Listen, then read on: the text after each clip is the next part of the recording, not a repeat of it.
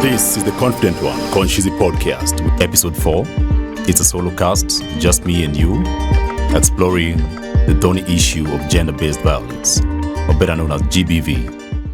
It's the most rampant and socially tolerated human rights violations in Kenya and around the globe. The Constitution of Kenya, 2010, guarantees of equality for all before the law.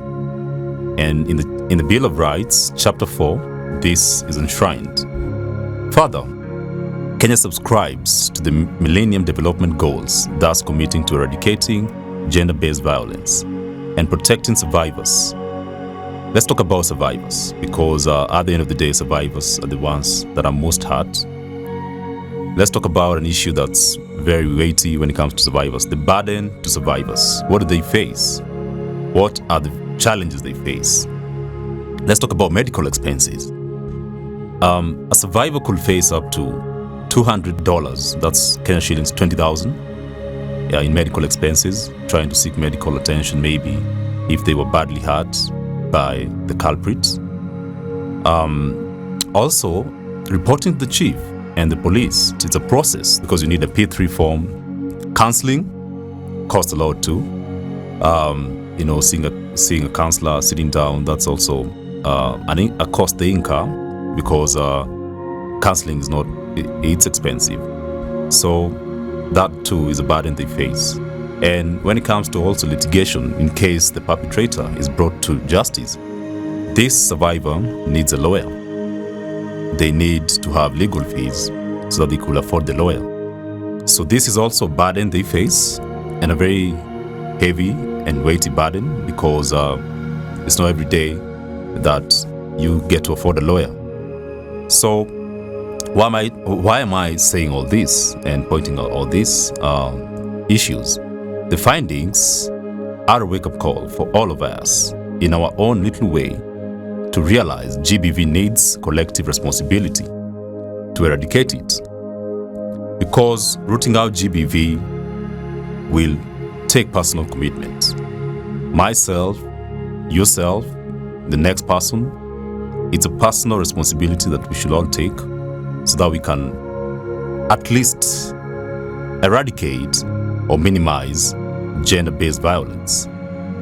Let your neighbor or your friend, your colleague, or the next human being, could be a stranger, someone you don't know, let them feel they belong to a caring society that looks out for each other and cares. Let's report whenever we see or detect any gender-based violence. Let's lobby our elected leaders so that let's engage them and lobby them for more budgetary allocations in all levels of government, national government, county government, to fund effective plans that tackle GBV. Lobby for implementation of GBV programs, and these programs might come from individuals, non-government organizations, from even churches, from anyone can come up with a program that needs to be supported by the government. So we need to lobby for implementation of GBV programs in all levels of government, either county, national, and in our community level, because GBV should be placed at the center of all our mechanisms and not at the bottom, because it's a very thorny issue. And when you think about it, think about the survivors. These are people who are damaged beyond maybe they can't make a comeback in their lives. Some of them sink into depression because of what happened to them. They were violated. They maybe drop off school. They can't function in society because of the trauma they went through. So this is an issue that doesn't maybe affect you, but it might affect someone you know, someone in your family, your colleague, your friend, just anyone. And before we become anything else, we're all human beings. So we should think about the next person. And this could also happen to us. It's not written anywhere that this could be a victim of GBV, or you could be a victim. Anyone can be a victim. I can be a victim. You can be a victim. And if we live in a society where we don't speak about gender-based violence, at the end of the day, anyone can be a victim. And we shouldn't wait for the next victim. We should help the survivors and also advocate for the eradication of gender-based violence. When we talk about gender-based violence, it should be understood this affects both genders, girls and boys, men and women. Let me dive into a report, a 2019 report by the Kenya Violence Against Children. This report found that 49% of girls and 48% of boys aged between the age of 13 and 17 years old had experienced physical violence at some point in their life. And 11% of girls and 4% of boys indicated they had experienced sexual violence. It's affecting all genders, and all we need to do is talk about it and tackle it as a community, as a nation, as a society. Because in the same report, we have also another, appalling statistic. 32% of young women aged between the age of 18 and 24 years, and 18% of males, of their male counterparts, reported experiencing sexual violence before they attain the age of 18. So this shows you it goes beyond one gender. It's not about women, it's not about men. It's a social ill that affects both genders. And the more we keep quiet, the more it keeps thriving and people get violated every day. Whether it's physical violation, it's sexual violation, at the end of the day, it's gender-based violence. So we should speak, we should always raise our voice whenever we detect or see any form of gender-based violence. Because I'm just thinking to myself, gender-based violence reduces the bargaining power to negotiate safer sex. Because gender-based violence and let me just do a comparison. Gender-based violence and HIV are intertwined epidemics. If we are to transform either, we must address the structural barriers that drive both. So let's challenge norms, cultural practices that allow gender-based violence to persist and thrive. Because we can't sit here and ignore the fact that some communities, it's unfortunate, they have cultural practices that allow or maybe condone or encourage gender-based violence. So these are all practices that should be eradicated in our society. And I feel the more we expose these social ills, the more we give attention to them, and the more we spark conversations that could bring change and end gender-based violence. Because we need community-level action, we need national-level action, we need global advocacy, and structural changes by government are also needed. And the moment you elect a government into power that doesn't care about gender-based violence, they only care about, paving roads, building, highways, super highways, and all these things, we will have a society where we can't even use these facilities and structures. Because if we have a society where we violate people and don't talk about it and don't take action about the whole social ill, what are we building? Why are we putting up structures? Why are we paving these roads and doing all these things if the society that we are creating is a society that doesn't care about gender-based violence, and people are violated every day? Rape cases are going up every day. It's been a topic of discussion for the last couple of months, I guess, but it's an issue that doesn't go away. In fact, I was having a conversation with a friend of mine, and she told me we need to stop calling it rape culture, because once we say it's a culture, we're giving it a space in society. It's a brutality, it's violence against human beings, So it's not supposed to be called a culture, because once you call something culture, that means a culture is a way of life. we are okaying that behavior and telling, the young girls and boys growing up, you could choose to be part of this culture. So the moment we talk about this and also be very careful on how we label these social ills, we also make a major step in, addressing them. So, going back to our topic of discussion, like I said, it's a solo cast exploring the thorny issue of gender-based violence. This episode is the beginning of a journey that we should take together.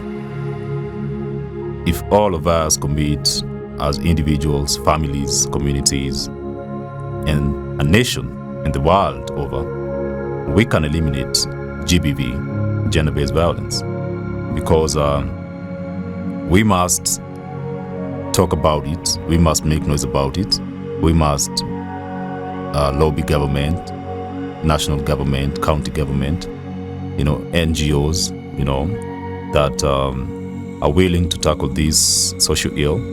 Because at the end of the day, like I said, it might not be me today, but it might be the next person. It could be someone it could be your kid, it could be your better half, it could be anyone. And the saddest part about gender-based violence is the people that experience it tend to protect the perpetrators. And maybe it's a spouse, maybe it's a boyfriend or girlfriend, maybe it's a family member. So they feel like they shouldn't report the incident. They should just deal with it, internally, as a family, as a unit, as a union. And that's where the problem is, because most of these cases happen in homes, in places where everything is okay, there's love, and we all having a good time and life is good. But that's just not it.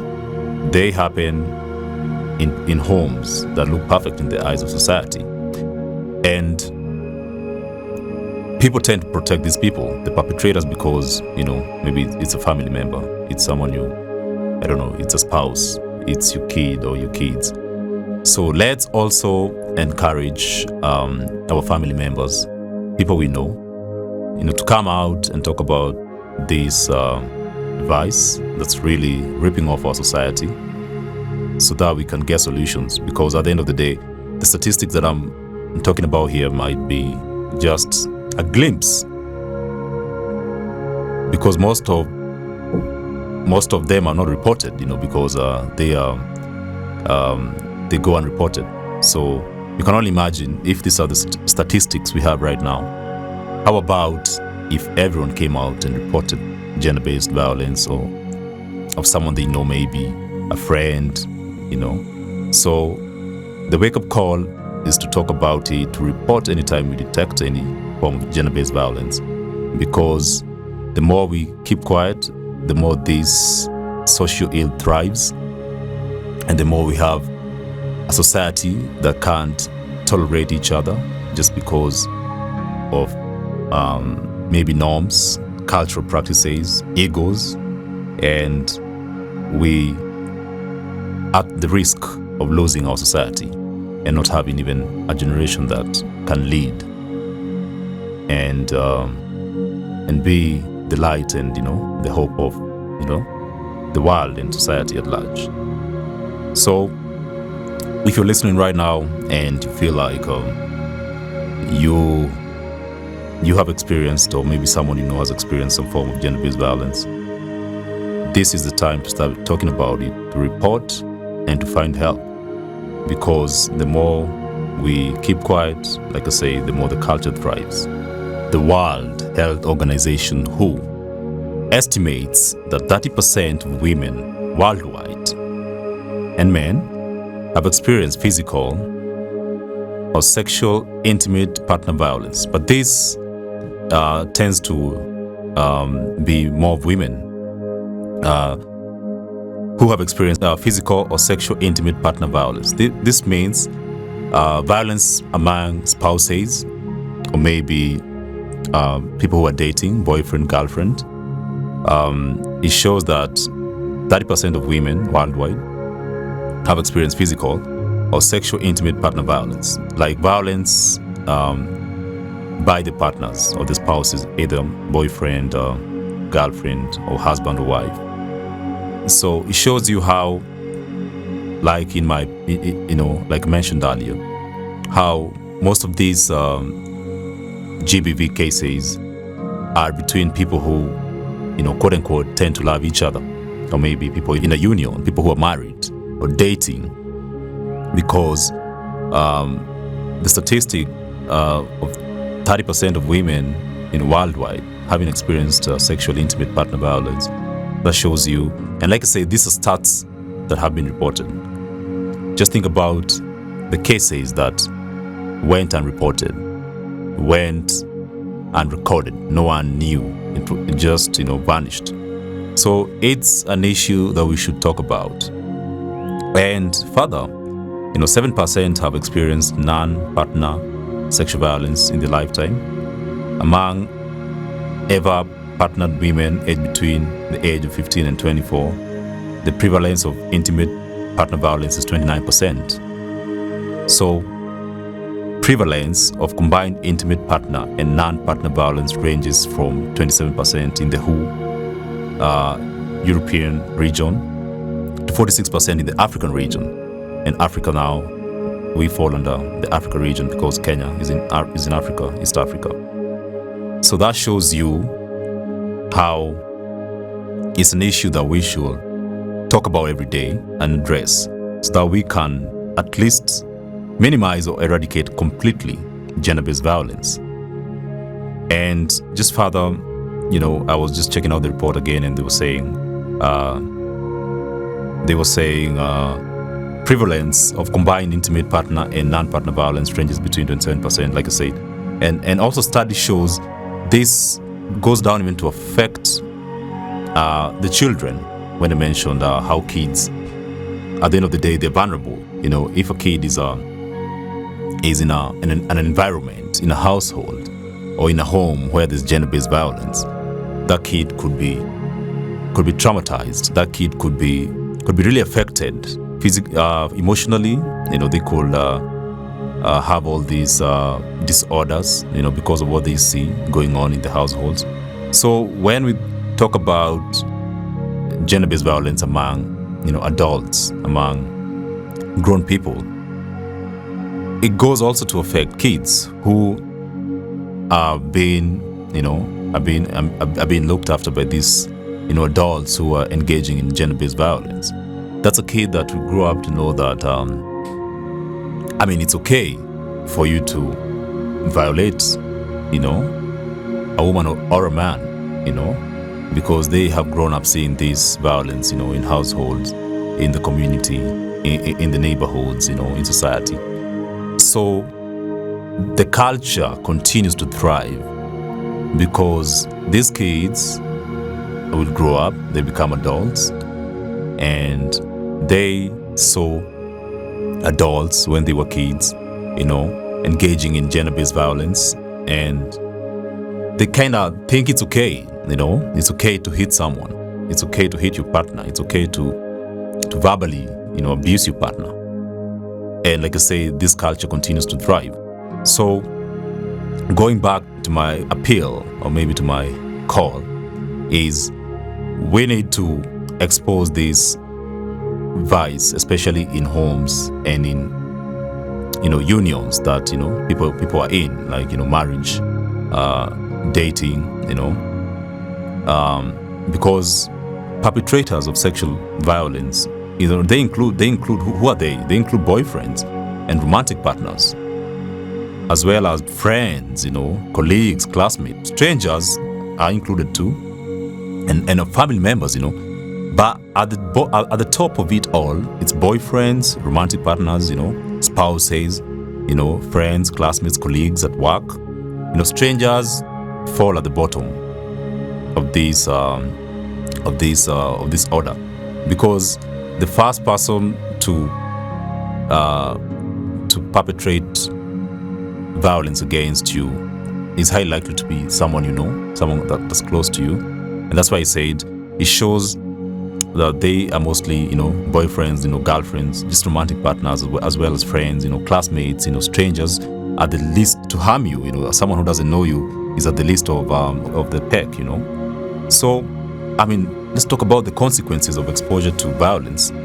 They have long-term effects on both women and men, including, let's talk about the risks when it comes to women, because I feel like as much as it's an issue that's affecting both men and women and boys and girls. But when you look at the statistics, they indicate that women are more prone to gender-based violence, and this is from their partners, colleagues at work, classmates, family members, and like I say, they have long-term effects on girls and women, including the risk of unwanted pregnancies, unsafe abortions, because think about it. This is a girl who's maybe 17 years old, 16 years old, who gets pregnant, and they were sexually assaulted, but they don't talk about it. So they go ahead and try to maybe abort their unborn child. So you see, this is where unsafe abortions fall into place, and unsafe abortions could cause death, if it's done, in a wrong way. So you can see how this whole issue goes to affect so many things, and also sexually transmitted infections, because someone who is sexually assaulting a next human being, they don't think about protecting them, and in most cases, they might be infected, and that means they will also infect, their victim. So it's an issue that now, crops up so many issues. Increased risk of alcohol and substance use, because this is someone who's stressed out, they are depressed. They were sexually assaulted. They were violated, they were beaten by their partner, a stranger, family member, a colleague at work. And most people will turn to increased alcohol consumption and substance use, drugs. These are people who at some point in their life become suicidal. So there is self-harm and further victimization in later life, because if you're victimized in, the only thing you get stressed, you get depressed, and maybe you think of, taking your own life and, suicide. That's why you see suicide rates going up and up, because of such social ills. And we can go on and on and on. And even research in Kenya, here in our country, Kenya, shows that previous research, there's one that I participated in previous research about GBV. It shows that in Kenya, outcomes suggest that girls who are victims of violence may experience, girls and boys, may experience feelings of hopelessness, anxiety disorders and depression, as well as suicidal thoughts, like I said, which may also expose them to further negative health outcome. So this is a vice that damages society and communities to a point that we can't even repair the damage because of how dire the damage is, So let's, like I said, let's talk about this. Let's keep talking about it. Let's pack more conversation about gender-based violence, because the more we talk about it, the more we draw solutions to it, and the more we eradicate it from our society. Because at the end of the day, like I said, I might not be a victim today, but I might be a victim tomorrow. Someone I know, someone I care about, someone maybe in my life. So let's make it our personal responsibility to talk about gender-based violence and to report whenever we detect or know there is any form of gender-based violence going on. Let's talk about an issue that maybe I feel like should be highlighted. The hotspots, and hotspots can be defined as physical locations where people sought sexual partners or had, engaged in sexual activity. in a study, the hotspots were categorized as either venue-based or non-venue based. Example, typologies of venue-based hotspots include bars, nightclubs, casinos, hotels, venues with bars and rooms, venues with bars without rooms, guest houses and all these things.